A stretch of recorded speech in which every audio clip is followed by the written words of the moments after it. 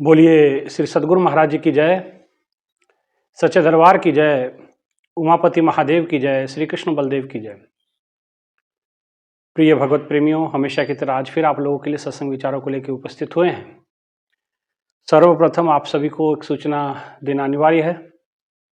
वो सूचना यह है कि आने वाली 29 जुलाई को श्री गुरु पूर्णिमा महोत्सव का कार्यक्रम यहाँ मनाया जा रहा है, सिसवा बाजार उत्तर प्रदेश में, जिला महाराजगंज।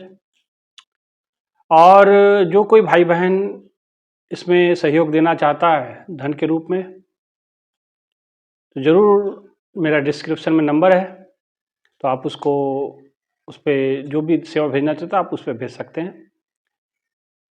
और जो भी आसपास के क्षेत्र के हैं उनको तो हम पर्सनली जाके मिलेंगे भी, और अगर नहीं मिल पाए तो आपको इस वीडियो के माध्यम से सूचना मिली जा रही है। फ़ोन कर देंगे, कैसे भी करेंगे, आप तक सूचना पहुंचाएंगे और आप सभी को इस कार्यक्रम में पहुंचना है। ठीक है,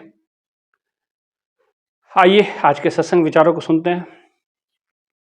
भाइयों बहनों, प्रभु की कृपा दया से नियमित आप सत्संग विचारों को सुनते हैं। बहुत अच्छे अच्छे रिएक्शन आप सबके आते हैं, बहुत अच्छे अच्छे विचार आप लोग साझा भी करते हैं कि आप सत्संग करते हैं तो हमें ऐसा लगता है कि सुनते जाएं। ये प्रभु की कृपा है भाइयों बहनों, ये ईश्वर की दया है। ईश्वर ने इस योग्य हमें बनाया, गुरुदेव ने ऐसी कृपा की, दया की, ये उन्हीं का दिया सदका, उन्हीं का प्रसाद है जो आप तक हम वितरित कर रहे हैं। हमारा इसमें कुछ नहीं है, लेकिन फिर भी प्रयास हम करते हैं कि अपने अनुभव को हम अपने अनुभव के आधार पर जो भी बात हम बताते हैं ये अपने अनुभव के आधार पर बताते हैं।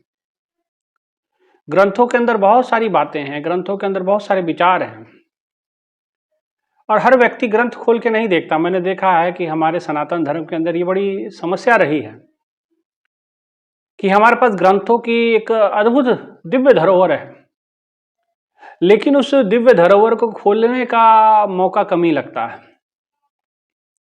लोगों के घरों में रामायण है, रामचरितमानस है, श्रीमद् भागवत गीता का छोटा गुटका है, आजकल तो पॉकेट गुटके भी आ गए हैं, हनुमान चालीसा है, और भी तमाम उपनिषद, वेदों के तमाम पुस्तकें, ग्रंथ, भजनावलियाँ संतों की, बहुत सारी चीज़ें उपलब्ध होने के बावजूद भी हमारी भाग्य की विडंबना ये रही कि हम लोगों ने कभी उन्हें खोल के उलट पुलट के नहीं देखा, और देखा उन लोगों ने जिन लोगों ने इसको यूज में लाया। और कैसे यूज में लाया? रामचरितमानस पढ़ने वाले, राम कथा करने वाले, अब उनको पता है कि राम कथा करेंगे तो मोटा पैसा मिलेगा। भागवत कथा करने वाले, उन्होंने अपने हिसाब से ग्रंथों को पढ़ा, आगे परोसा, ताकि अच्छी खासी इनकम की जा सके। ठीक है, वो भी अपना अपनी जगह ठीक है, कुछ तो प्रभु का ठीक है, धनी लेके सही, लेकिन कुछ तो भगवान की बात, कुछ तो प्रभु की चर्चा आप तक पहुंचा रहे हैं, तो कोई गलत भी नहीं है, और प्रभु की महिमा आप तक पहुंचा रहे हैं। लेकिन बात आती है आध्यात्मिकता की, आध्यात्मिक रहस्य की, अध्यात्म को जानने की। तो भाइयों बहनों, केवल पढ़ना पर्याप्त नहीं होता है, उसको ग्रंथों में आता है, पढ़िए नहीं, भेद बुझिए भावना। गुरबानी कहती कि पढ़ो नहीं, उसके अंदर का भेद जानो, उसका रहस्य समझो, उसके विचारों की गहराइयों को जानो और अपने जीवन में वो लागू करो। और ये तभी हो पाता है जब एक पूर्ण संत सतगुरु की कृपा से वो ब्रह्म ज्ञान की बीज हमारे भीतर डलता है, और उस बीज को हम सही सही समय पे, जैसे खेत में बीज डालते हैं तो उसको पानी की आवश्यकता है। आजकल बरसात नहीं हो रही ना, तो कोई जगह पे पंजाब से वीडियो आ रही है कि भाई खेत सूख गए, है ना। अब कल एक वीडियो आया कि खूब बारिश हो गई, डूब गए। तो उसको एक सीमित मात्रा में पानी भी चाहिए, एक सीमा के साथ सूर्य की रोशनी भी चाहिए, एक सीमा के साथ उसको सुरक्षा की व्यवस्था भी करनी पड़ती है ना, और उसको उपजाऊ जमीन भूमि भी चाहिए। ऐसे ये ब्रह्म ज्ञान के बीज को जिस समय हमारे भीतर सतगुरु की कृपा से ये उद्घाटित होता है, तो इसे भी समय समय पे बाढ़ की आवश्यकता, माने बाढ़ मतलब यहाँ पानी वाली बाढ़ की बात नहीं, बाढ़ का मतलब सुरक्षा घेरा, है ना। हम कहते हैं ना किसी को बाढ़ लगा दो इसको, तो इस सुरक्षा घेरा की भी उसका आवश्यकता पड़ती है। इसे समय समय पे गाइडेंस, सत्संग की, पानी की आवश्यकता पड़ती है, सूर्य की रोशनी की आवश्यकता पड़ती है, साधना, और इसे समय समय पे इसको खाद भी देना पड़ता है ना। तो ये सब गुरु की कृपा से संभव हो पाता है, और इसके लिए शिष्य को हमेशा प्रयास करते रहना पड़ता है। इसको सुरक्षित कैसे रखेंगे आप? भाइयों बहनों, गुरु की कृपा से ज्ञान आपको मिल जाता है। बहुत लोगों को हम लोगों ने दीक्षा दी, लेकिन बहुत सीमित लोग ही इस मार्ग पे चल पाते हैं। कारण क्या? क्योंकि वो इस मार्ग को, उस मार्ग की गहराई को नहीं समझ पाए।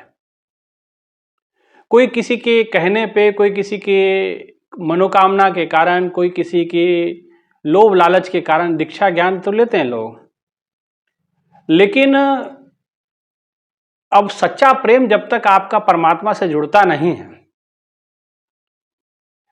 जब तक आप सच्चाई से वाकिफ नहीं हो जाते, तब तक आपका ऐसा टूटना बिछड़ना चलते रहता, मिलना बिछड़ना होते रहता है।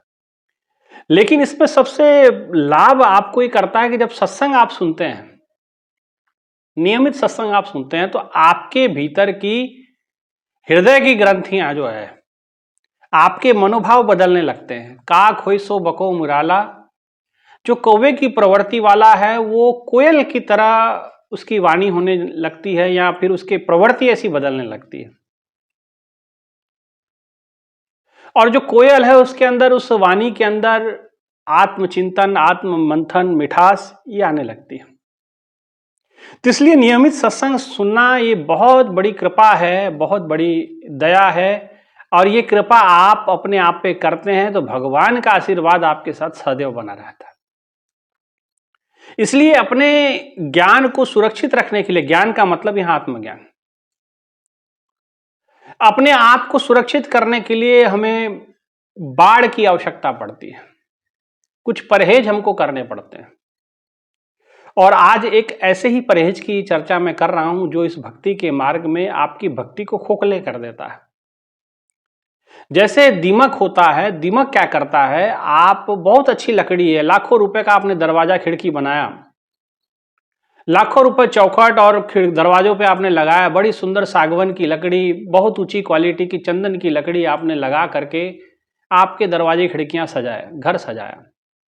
लेकिन एक दीमक ने क्या किया, उस घर की सारी खिड़कियों को, दरवाजों को खोखला कर दिया।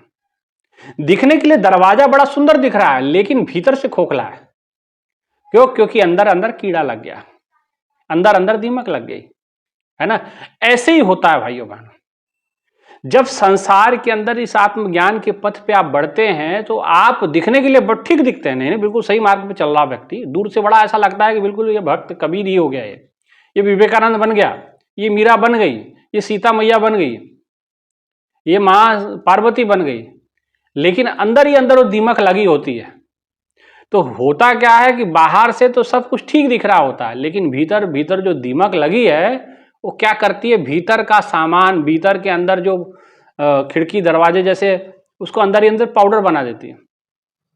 ऐसे ही जीव के भीतर बैठी वो दीमक जीव को खोखला कर देती है, शिष्य का शिष्यत्व नष्ट कर देती है, भक्त की भक्ति नष्ट कर देती है, प्रेमी का प्रेम नष्ट कर देती है ना। इसलिए वो दीमक को खत्म करना अनिवार्य है, और वो सत्संग से ही हो पाता है। और इसीलिए सुरक्षा की आवश्यकता पड़ती है। और वो कौन सी दीमक है? जो एहसास नहीं होता लेकिन बड़ी खतरनाक है। कुछ चीजें तो बाहर दिखती हैं, लेकिन जो है कुछ ऐसी चीजें होती हैं जो दिखती नहीं हैं, और दीमक उसी में से एक कीड़ा है। और ऐसा ही कीड़ा हमारे सभी भक्तों को लग जाता है। और कीड़ा कौन सा है? निंदा का, चुगली का, बुराई का, और वो ऐसा भीतर बैठता है कि आपकी भक्ति को खोखला कर देता है, आपके अंदर का जो प्रेम भाव है वो समाप्त कर देता है, आपके भीतर के वैराग्य को खा जाता है। इसलिए उस चीज से बचना है, निंदा से बचना है, चुगली से बचना है, लोगों की बुराइयों से बचना है। इसलिए संतों ने कहा कि ऐसे जगह ना बैठिए जहां बुराई होती है किसी की भी। आप सोचे कि भाई किसी की बुराई हो रही, कोई बात नहीं, बैठ रहे हैं दूसरे की सुन रहे हैं। तो भाइयों बहनों एक बात समझ लीजिएगा, जहां दूसरों की बुराई होती है उनके अनुपस्थिति में, ऐसा तो हो नहीं कि भाई ज्यादातर यही देखा गया कि जब बुराई होती है जिसकी होती है वो वहां होता नहीं है, और जब वो आता है जिसकी बुराई हो रही होती है तो लोग चुप कर रहते हैं, टॉपिक बदल दिया जाता है, जो बोलने की शैली है वो चेंज कर ली जाती है, मूड चेंज कर लिया जाता है। ऐसा होता है, आप इसके बेहतर जानकार हैं, आप संसार में रहते हैं, हमसे ज्यादा बेहतर इस बात को समझते हैं। तो संतों ने कहा कि जहां किसी की भी बुराई होती है वहां बैठना नहीं चाहिए, क्योंकि आप जिसकी अनुपस्थिति में जिसकी बुराई की जा रही है, और जब वहां आप अनुपस्थित रहेंगे तो हो सकता है कि आपका ही नंबर लग जाए, आप ही के ऊपर बिल फट जाए। जहां आप नहीं रहेंगे तो फिर आपकी बुराई शुरू हो जाएगी, और होता यही है भाइयों। इसलिए गुरु महाराज जी साफ कहते थे कि देखिए निंदा चुगली में ना फंसे। गुरु महाराज जी के पास कई बार बैठने का मौका मिला और कई बार ऐसे टॉपिक छिड़े कि महाराज जी फलाना व्यक्ति ऐसा ऐसा कह रहा था, ऐसा ऐसा बोल रहा था। तो गुरु महाराज जी एक दिन हमको बात बताए, महाराज जी कहे कि देखो संसार में यही सब गड़बड़ है। महाराज जी कहे कि ये जो निंदा है, चुगली है, कान को बड़ी प्रिय लगती है, बड़ा अच्छा महसूस करवाती है, लेकिन ये आपकी भक्ति को नाश कर देती है। ये गुरु महाराज जी ने कहे थे शब्द। महाराज जी ने कहा था, महाराज जी कहते हैं कि ये निंदा चुगली, लोगों की इधर उधर की बातें, महाराज जी कहे आपकी साधना खराब कर देती हैं वो। और ये साधना खराब करने वाली बात माने, आप कितना मेहनत करके बैठे 2 घंटा 3 घंटा, और 2 घंटा साधना करने के बाद आके बाहर मंडली में बैठे और शुरू हो गई सास बहू की चुगली। यहाँ दोस्त बैठे, इधर उधर की बातें शुरू हो गई, उसमें निंदा शुरू हो गई, चुगली शुरू हो गई, किसी की भी, XYZ किसी की भी हो सकती है, जरूरी नहीं, किसी भी टॉपिक पे हो सकती है। तो महाराज जी कहते हैं कि आपकी भक्ति का नाश कर देती है, आपकी भक्ति को खा जाती है, आपकी साधना को का परिणाम जो आना चाहिए वो परिणाम आपके सामने नहीं आ पाता। इसलिए निंदा जहां हो, जहां किसी की चुगली हो, किसी की द्वेष की बात हो, है ना, तो ऐसे जगह पे ना बैठें, ऐसे जगह पे हमें बैठने की आवश्यकता नहीं है। इसलिए निंदा से बचे, चुगली से बचे।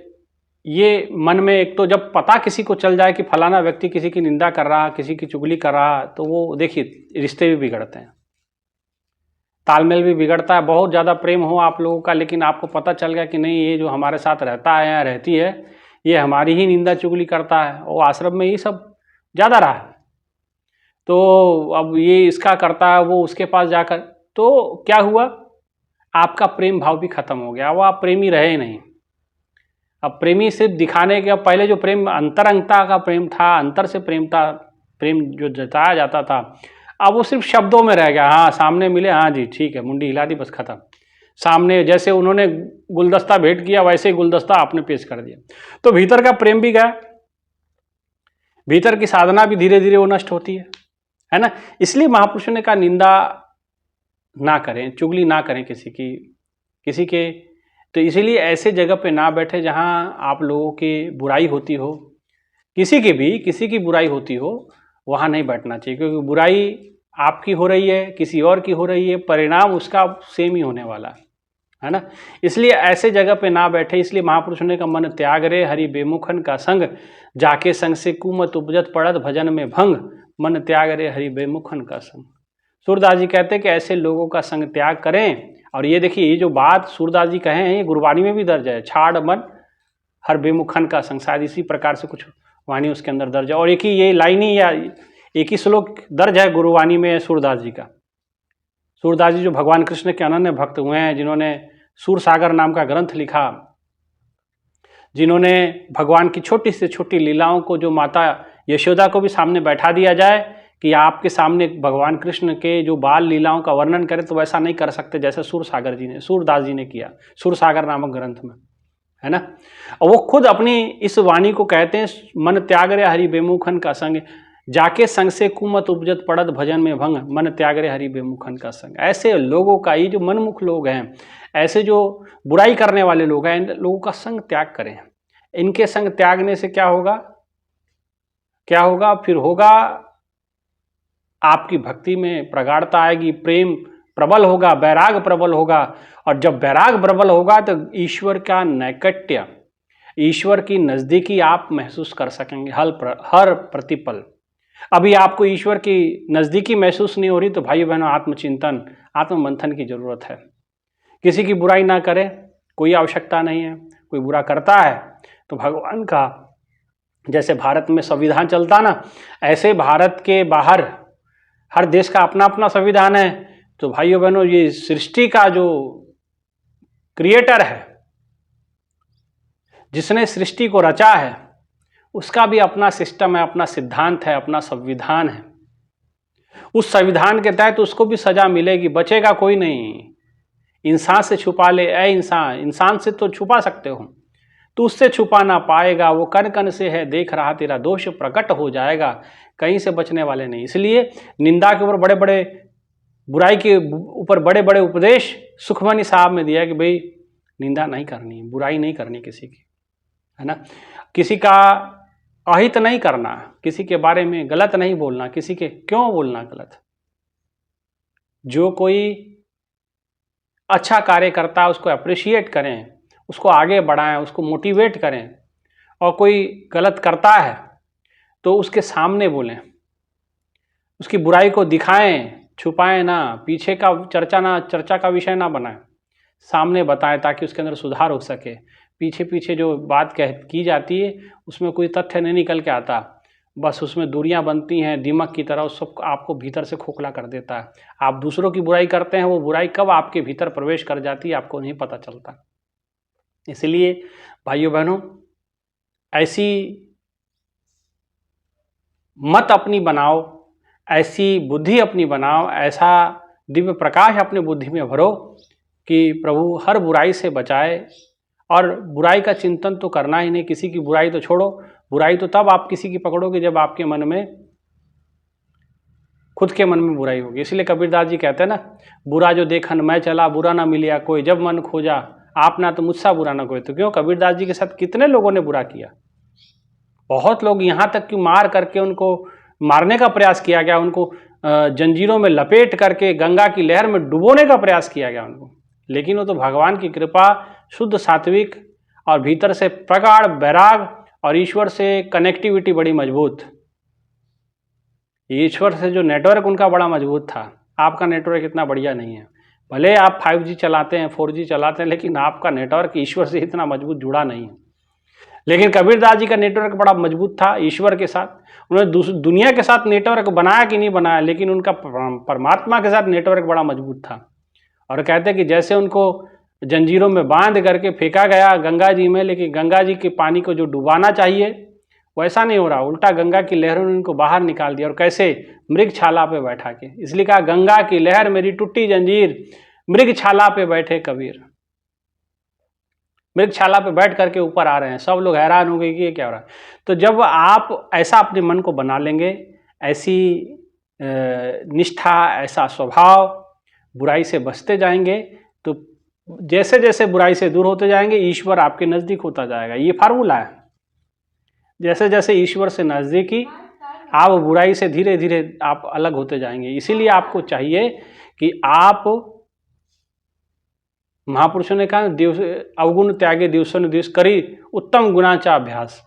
उत्तम गुणों का अभ्यास करिए और बुराई को छोड़िए। ऐसे जगह पे ना बैठिए जहाँ किसी की भी बुराई होती हो, क्योंकि किसी की अनुपस्थिति में उसकी बुराई, बाद में आप अनुपस्थित होंगे तो आपकी बुराई होगी, इसलिए और आपकी जो भक्ति खत्म होगी वो अलग है ना। इसलिए बुराई से बचिए, न बुराई करें ना करने दें अपने सामने, ना किसी में इन्वॉल्व हो, क्योंकि बुराई करने वाला भी उतना ही पापी होता है जितना वहाँ सुनने वाला होता है, ठीक है ना। इसीलिए यही सब विचार है। एक बार फिर आपको सूचना दे देते हैं कि आने वाली 29 जुलाई को गुरु पूर्णिमा का त्यौहार साल में एक बार जो आता है वो प्रोग्राम होने जा रहा है। आप सभी से अनुरोध है कि आप सभी उसमें सम्मिलित होंगे, और जो कोई दूर रहते हैं और सहयोग भेजना चाहते हैं, ज़रूर आप लोग सहयोग भेज सकते हैं। डिस्क्रिप्शन में मेरा नंबर है, आप उसी नंबर पर अपनी सेवा भेज सकते हैं, ठीक है। इतना ही कहते हुए अपने विचारों को यहीं विराम, और फिर आज के सबक को सीखिए। ऐसे जगह ना बैठिए जहाँ बुराई होती हो, ठीक है, और अपने जीवन का कल्याण की ओर अग्रसर हों। बोलिए श्री सद्गुरु महाराज जी की जय, सच्चे दरबार की जय, उमापति महादेव की जय, श्री कृष्ण बलदेव की जय। धन्यवाद।